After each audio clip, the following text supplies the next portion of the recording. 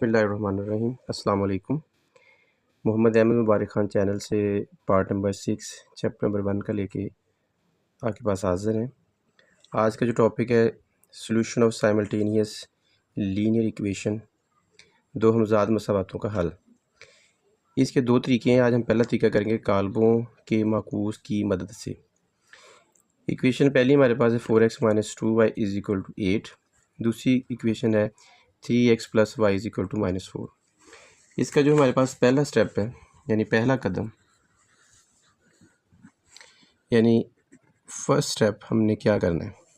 First step में हमने इसे काल्बी मसावातों में तब्दील करना है। काल्बी मसावातों में तब्दील करना, उसमें ये क्या है, जो कोफिशिएंट है 4, 3, -2, 1, वेरिएबल x और y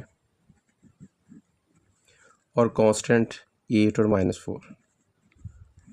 अब हमने इनको जो है नाम देना है। दूसरा स्टेप, दूसरा कदम, सेकंड स्टेप, उसमें क्या करना है हमने, ये जो कोफिशिएंट वाला मैट्रिक्स है इसको a या कोई भी आप नाम दे सकते हैं, जो वेरिएबल वाला है उसको x और जो कांस्टेंट है उसको आपने b का नाम दे देना है।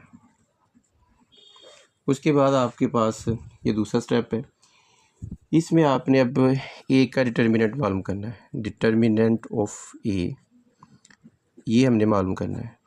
4, 3, -2 और 1। 4 को 1 से मल्टीप्लाई करेंगे और 3 को 2 से। 4 1 दा 4, 3 2 दा 6, 10। ये हमारे पास गैर नादिर काल्बा है।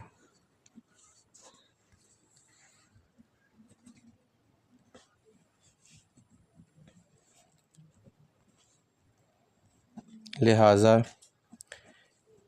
इसका ज़रबी माकूस मुमकिन है। अगर ये 10 की बजाय अगर 0 होता तो फिर इसका ज़रबी माकूस मुमकिन नहीं होना था और हमने ये क्वेश्चन ये पे ख़त्म कर देना था। ये रीज़न देके अब इसका तीसरा स्टेप जो है, तीसरा कदम जो है,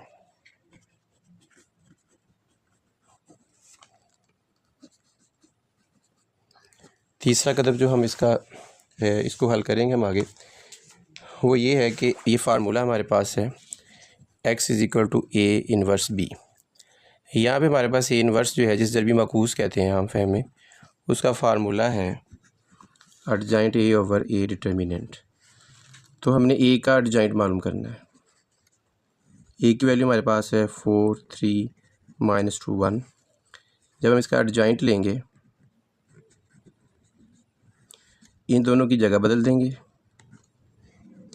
और इन दोनों की अलामत बदल देंगे, ये एडजॉइंट आ जाएगा। अब a इन्वर्स का फार्मूला लिखें, adjoint a over a determinant. यहाँ पे एडजॉइंट की वैल्यू लिखें 1, -3, 2 और 4, और बाय में डिटर्मिनेंट की वैल्यू जो 10 हमारे पास आई थी वो लिखें। अब ये जो फार्मूला है काल्बों के माकूस की मदद से हल करने का, ये लिखें। यहाँ पे a इन्वर्स की ये वैल्यू ये दर्ज करें और b की वैल्यू हमारे पास है 8 और -4, ये दर्ज करें। अब मल्टीप्लिकेशन जो मैट्रिक्स का रूल है, रो को कॉलम से करना है, फर्स्ट एलिमेंट को फर्स्ट से। 1 8 दा 8, 2 4 दा -8, 3 8 दा -24, 4 4 दा -16।